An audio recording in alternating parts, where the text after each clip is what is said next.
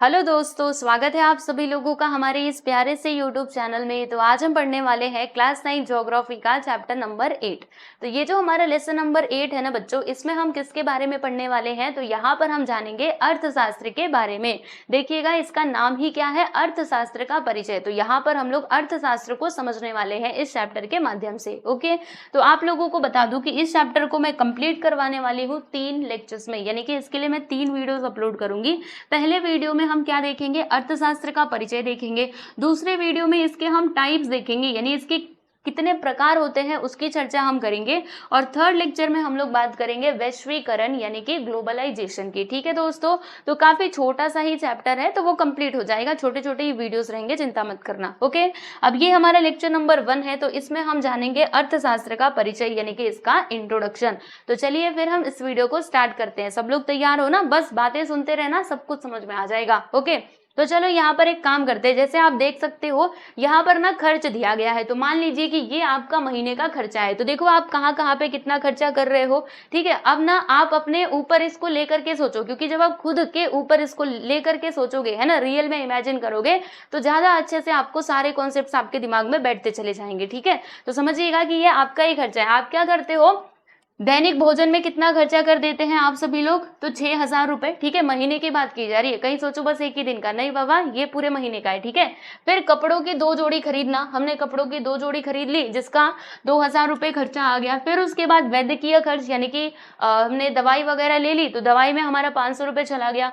इसके अलावा मनोरंजन, है ना, मनोरंजन भी तो करना है। जैसे हमने अगर अपने घर में केबल वगैरह लगाया है, या फिर हम जा रहे हैं सिनेमा घर में सिनेमा देखने के लिए, तो उसमें भी खर्चा हो गया कितने का, 500 रुपए का। फिर मोबाइल भुगतान, ठीक है, यानी मोबाइल का बिल हमने कितना पे किया बच्चों, 1,000 रुपए।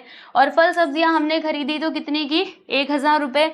और सार्वजनिक यातायात, बस रेल रिक्शा आदि, मतलब हम जाते हैं ना बाहर, स्कूल जैसे काम पे जा रहे हैं, ऑफिस जा रहे हैं, तो उसके लिए भी खर्चा लगेगा। अगर आप अपनी गाड़ी से जा रहे हो तो पेट्रोल डलवाना पड़ेगा, या फिर अगर आप बस से जा रहे हो तो उसका भाड़ा किराया देना पड़ेगा। तो उसमें कितना खर्चा हो गया, 2,600 रुपए। ठीक है, फिर बिजली का भुगतान किया कितने का, तो 1,500 रुपए का। और पर्यटन, मतलब अब देखो भाई, घूमने भी जाएंगे, है ना, हम तो घूमने भी जाएंगे, तो पर्यटन में कितना खर्चा कर दिया हमने, तो यहाँ पे 4,000 रुपए। और बैंक का हफ्ता, यानी बैंक का इंस्टॉलमेंट अगर पे करना था, जैसे मान लीजिए बैंक से आपने कुछ लोन वगैरह लिया है, तो वो पे करने में आपको कितना लगा, तो 3,000 रुपए। तो टोटल यहाँ पर कितना पैसा होता है, 22,550 रुपए। यानी कि आपका जो महीने का खर्चा है ना बच्चों, वो कितना है, 22,550 रुपए। ठीक है, इतना है आपका महीने का खर्चा।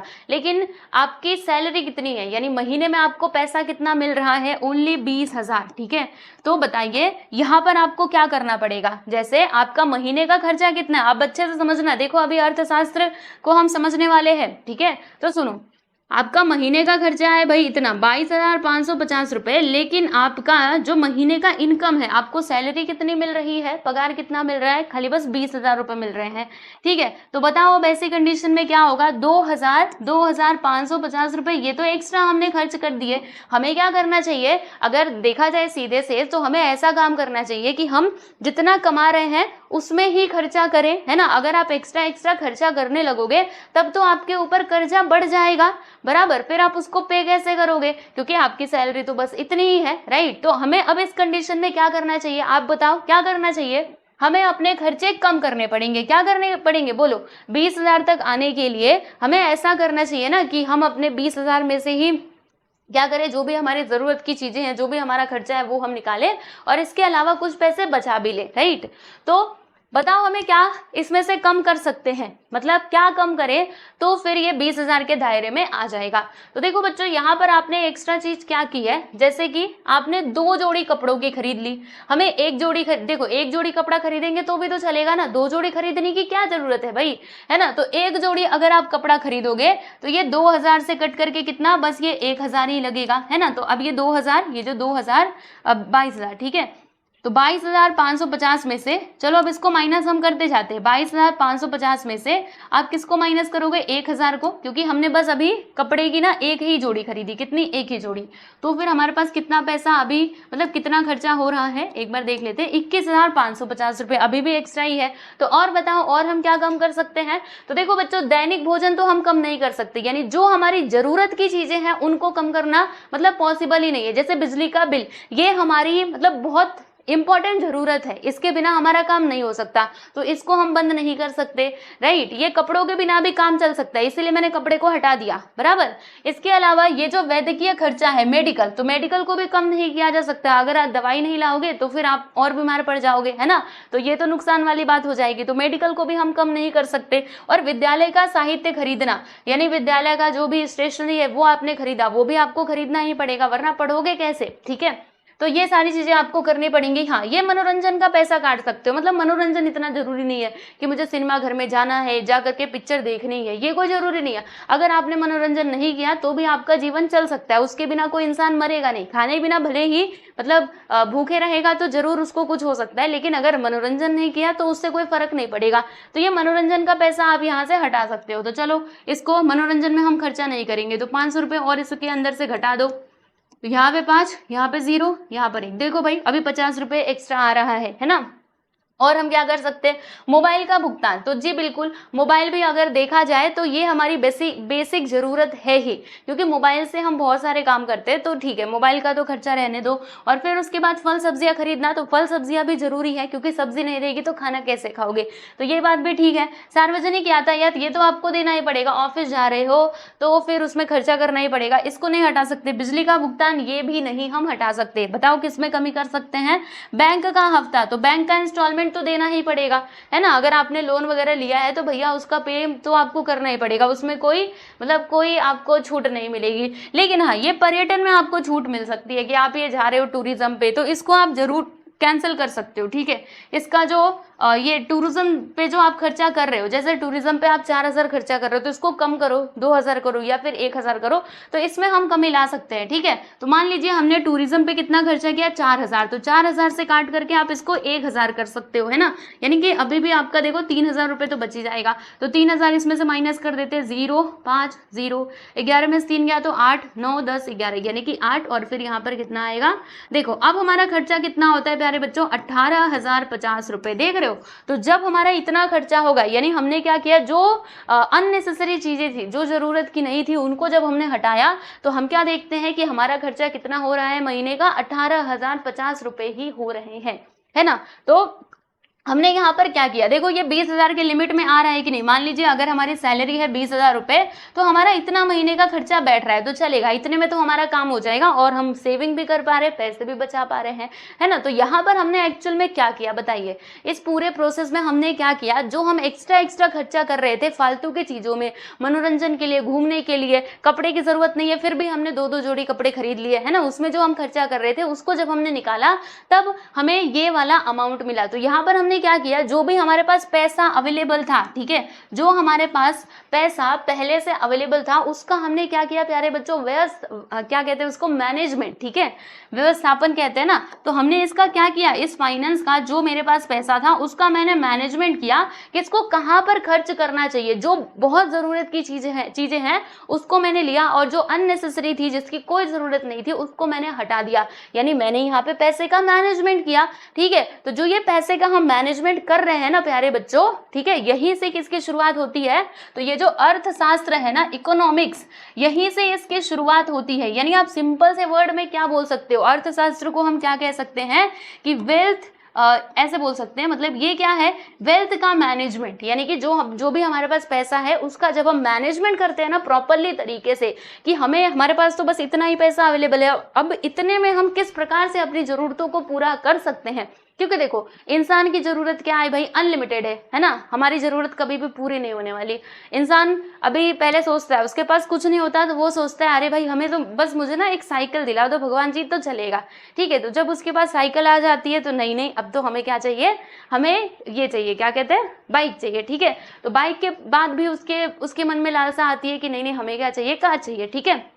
तो ऐसे करके इंसान की जरूरत कभी भी खत्म नहीं होने वाली, राइट। तो ये जो अर्थशास्त्र है ना, ये हमारी मदद करता है, किसमें मदद करता है कि हमारे पास जो भी अवेलेबल चीजें हैं, जो भी हमारे पास चीजें अभी उपलब्ध हैं, उनका यूज करके हम किस प्रकार से अपनी जरूरत को पूरा कर सकते हैं, ये हमें कौन बताता है, तो अर्थशास्त्र हमको ये बताता है, ठीक है। जैसे हम हमारे घर में भी करते हैं ना, आपका क्या होता है, आपके घर में क्या होता है, जनरली देखा जाए तो मोस्ट ऑफ इंडियंस फैमिली में यही होता है कि महीने में सैलरी आती है, राइट, तो आपकी जो मम्मी है या फिर जो आपके पिताजी हैं वो पहले डिसाइड करते हैं ना कि जब सैलरी आए तो हमें पहले किसको पेमेंट करना है। देखो क्या क्या जरूरी चीजें हैं जिनको वो प्राथमिकता देते हैं बाद में। जैसे मान लीजिए, अब सुनना ध्यान से। जैसे आपने मम्मी को बोला, ठीक है, आपने मम्मी को बोला कि मम्मी मुझे ना इस साल क्या चाहिए, मुझे ना अभी मतलब मुझे अभी कंप्यूटर चाहिए। आपने बोला अपनी मम्मी को कि मुझे ना कंप्यूटर चाहिए, ठीक है। तो अब मम्मी ने क्या बोला, क्योंकि कंप्यूटर इतना सस्ता चीज नहीं है कि फटाक से जाकर के कीन लेंगे,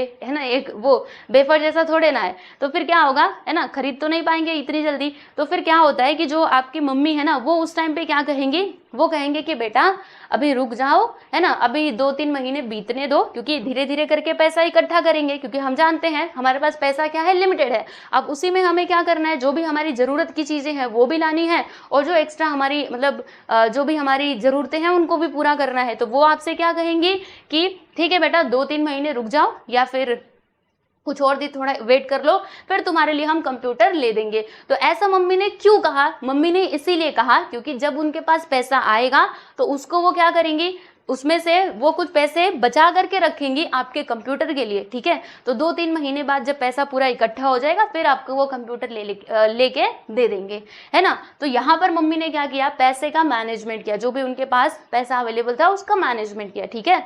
तो इसको भी हम अर्थशास्त्र में मतलब काउंट कर सकते हैं, ठीक है दोस्तों। तो ये तो हमने छोटे पैमाने पर बात की एक फैमिली के अंदर, ठीक है। तो जिस प्रकार से ये फैमिली में हो रहा है कि पैसे का मैनेजमेंट किया जा रहा है, उसी प्रकार से हमारा एक पूरा क्या है, गांव होता है, बराबर, फिर ये शहर होता है, एक पूरा स्टेट होता है, एक कंट्री होता है ना। तो अब जो कंट्री में रहने वाले मतलब देश में रहने वाले जो लोग हैं उनकी भी जरूरतें होती हैं, और जरूरतें कैसी हैं, अनलिमिटेड है, अनलिमिटेड वांट्स है। लेकिन हमारे पास संसाधन कितने हैं भाई, वो तो लिमिटेड मात्रा में है। तो क्या करते हैं हम लोग, अर्थशास्त्र का उपयोग करके जो लिमिटेड साधन हमारे पास अवेलेबल है ना, उसमें ही लोगों की जरूरतों को पूरा करने का प्रयास करते हैं, ठीक है प्यारे बच्चों। चलो, तो मेरे ख्याल से आपको अर्थशास्त्र का जो बेसिक मीनिंग है, बेसिक समझ में आ गया होगा। अब चलिए हम चलते हैं हमारे टेक्स्ट बुक में कि टेक्स्ट बुक में क्या क्या बातें दी गई हैं अर्थशास्त्र को लेकर के। तो आइए यहाँ पर आप देखिएगा, यहाँ पर भौगोलिक स्पष्टीकरण उपरोक्त कृति के आधार पर चर्चा करने से आपके ध्यान में आएगा कि व्यक्तिगत अथवा पारिवारिक व्यवस्थापन आय व्यय अर्थात आर्थिक घटकों से संबंधित होता है। इसी से ही अर्थव्यवस्था का जन्म हुआ है। जैसे कि मैंने आपको बताया कि अर्थव्यवस्था का जन्म कहाँ से होता है, तो यही जो हम खर्चा कर रहे हैं, जैसे आपके पास इनकम आया उसको हमने खर्चा किया, ठीक है, तो उसको हम किस प्रकार से खर्चा कर रहे हैं ये बहुत मैटर करता है। क्योंकि पैसा आपके पास चाहे जितना भी रहे, अगर इंसान उड़ाना चाहे तो ऐसे ही वो कुछ भी चीजें खरीद करके अपना पैसा पूरा खत्म कर सकता है ना। तो वहां पे अगर आपके पास पैसा आया तो आपकी समझदारी इसी में है कि आप ना सबसे पहले अपनी जरूरतों को पूरा करो, ठीक है। जैसे इंसान की बेसिक नीड्स क्या है भाई, रोटी कपड़ा और मकान चाहिए, शिक्षा भी चाहिए, है ना। जैसे आपके घर में पैसा मान लीजिए आएगा तो आपकी मम्मी सबसे पहले किसको प्राथमिकता देंगी, तो बिजली का बिल भरेंगे, है ना। उसके बाद फिर भोजन की व्यवस्था करेंगे, सब्जियों में खर्चा करेंगे, ठीक है ना। तो इस प्रकार से ये प्रोसेस चलता है। तो यहाँ पे वही बात दी गई है कि अर्थव्यवस्था का जन्म ना यहीं से होता है। ये जो आय और व्यय है, आय मतलब क्या होता है, इनकम, ठीक है, और व्यय यानी क्या होता है बच्चों, खर्चा, एक्सपेंडिचर, ठीक है। तो ये बात यहाँ पर निकल करके सामने आती है कि अर्थव्यवस्था का जन्म कहाँ से हुआ है, यहीं से हुआ है, ठीक है। अच्छा चलो और कुछ बातें करते हैं। देखिए अर्थशास्त्र यह क्या है, यह एक ग्रीक भाषा के शब्द आइकोनोमिया से बनी हुई है। आइकोनोमिया का मतलब क्या होता है, इसको ओइकोनोमिया भी कहते हैं, आइकोनोमिया भी कहते हैं। तो इसका अर्थ ये होता है पारिवारिक व्यवस्थापन, यानी कि फैमिली का मैनेजमेंट करना, राइट। तो पारिवारिक व्यवस्थापन और अर्थशास्त्र इनमें बहुत ही समानता है, ठीक है, क्योंकि ये इसी से निर्मित हुआ है ना, ओइकोनोमिया, इसका मतलब ही क्या होता है कि पारिवारिक व्यवस्थापन, ठीक है। देखिए समय, पूंजी, श्रम, भूमि और संसाधनों का उचित पद्धति से कैसे उपयोग करें, यह अर्थशास्त्र के कारण ही हमको समझ में आता है। यानी कि हमारे पास जो समय है, ठीक है, हमारे पास जो पूंजी है, जो भी पैसा हमारे पास अवेलेबल है, ठीक है, श्रम यानी जो हम मेहनत लगा रहे हैं अपनी, या फिर हमारे पास जो भूमि है, जो भी संसाधन हमारे पास उपलब्ध है, उनको हम किस प्रकार से उचित पद्धति से यूज करें, ठीक है। जैसे मान लीजिए, अब मानिएगा आप लोग, ठीक है, हमारे पास क्या है भाई, ये हमारे पास भूमि है, बराबर। अब इस भूमि का हम कैसे उपयोग करें कि ये हमें ज्यादा प्रोडक्शन दे पाए, तो क्या करेंगे हम, ऐसे इसको खुला नहीं छोड़ेंगे, हम इसके अंदर कोई ना कोई फसल लगाएंगे। फसल लगाने से क्या होगा कि ये भूमि ना हमें प्रोडक्शन, यानी कि प्रोडक्शन को क्या कहते हैं, मतलब इसके अंदर फसल उगेगी जिससे अनाज इसके अंदर हम उगा सकते हैं, ठीक है ना। तो इस भूमि का देखो दो भूमि है, एक ये भूमि है, एक ये भूमि है। तो इसका मालिक है ए, इसका मालिक है बी। अब ए क्या है भाई, बड़ा आलसी है, ए क्या है, आलसी किस्म का आदमी है, और ये बी बड़ा मेहनती है। ये कैसा है, ये मेहनती आदमी है।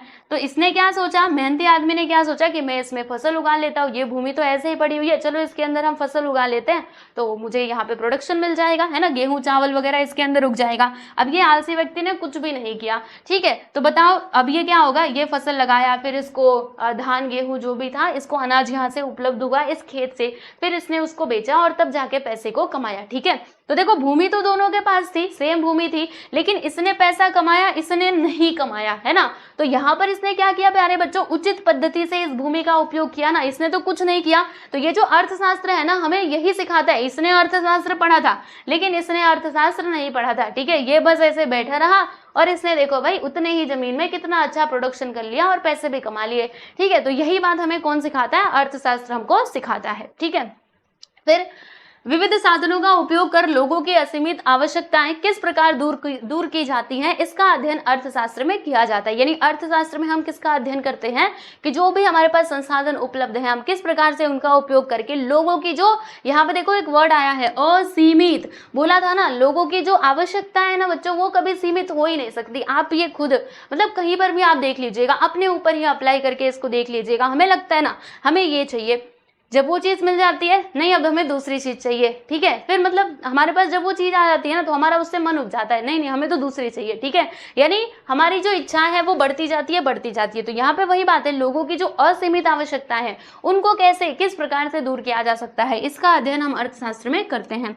अब देखिएगा ये जो लियोनेल रॉबिन्स है ना, ये अर्थशास्त्र का डेफिनेशन क्या देते हैं, क्या कहते हैं ये अर्थशास्त्र के बारे में, इनकी परिभाषा देखिएगा।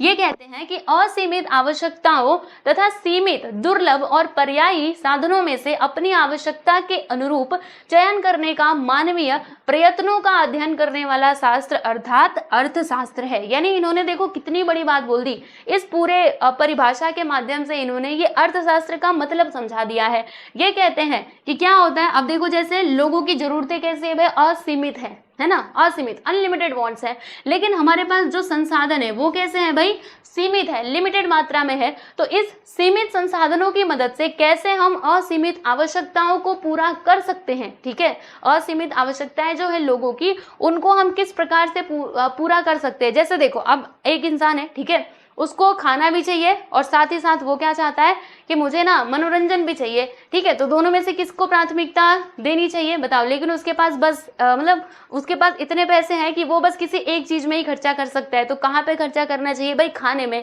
क्योंकि खाना नहीं मिलेगा तो उसको नुकसान होगा, लेकिन अगर मनोरंजन नहीं मिला तो भी तो चल जाएगा। कौन सा जरूरी है कि उसको सिनेमा घर में जा करके मूवी देखनी ही है ना। तो यहाँ पे वही बात हो जाती है। तो ये बात बोली है किसने, तो लियोनेल रॉबिन्स जी ने बोली है, ठीक है। देखिएगा जिस प्रकार परिवार का आर्थिक व्यवस्थापन होता है, उसी प्रकार गांव, नगर, राज्य, देश और विश्व का आर्थिक व्यवस्थापन होता है। यानी जिस प्रकार से हम बात कर रहे थे एक परिवार के आर्थिक व्यवस्थापन की, है ना, परिवार में पैसा आया तो डिसाइड किया जाता है पहले बच्चे की फीस पहले भरनी है, ठीक है। और अगर गैस सिलेंडर खत्म हो गया तो उसको पहले भरवाना है ना, क्योंकि खाना तो उसी पे बनेगा।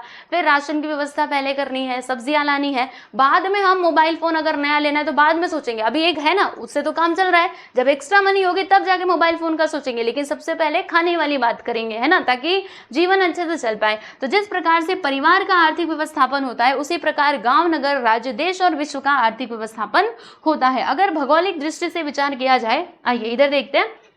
अगर भौगोलिक जैसे देखिए, जैसे ये परिवार में व्यवस्थापन हो रहा है उसी प्रकार से गांव हो गया, नगर हो गया, देश हो गया। मैंने आपको बताया ना, ये देखिए यहाँ पे लिखा है गांव, नगर, राज्य, देश और विश्व का आर्थिक व्यवस्थापन होता है ना, क्योंकि जैसे हम बस अपने परिवार की बात करते हैं, लेकिन बच्चों जो हमारे देश के मान लीजिए हम प्राइम मिनिस्टर साहब हैं, उनके लिए तो पूरा देश एक परिवार है ना, तो उनको वो पूरे देश के हिसाब से सोचना पड़ेगा। हम कैसे बस अपनी फैमिली के हिसाब से सोचते हैं क्योंकि हम फैमिली के मालिक हैं, वैसे ही प्राइम मिनिस्टर साहब वो पूरे कंट्री के मालिक है, तो वो क्या करेंगे, वो पूरा मतलब पूरे देश को अपना परिवार मान करके सोचेंगे कि किस चीज में कितना पैसा लगाना है, कहाँ पर लोगों को सबसे ज्यादा जरूरत है ना, तो ये सारी चीजें।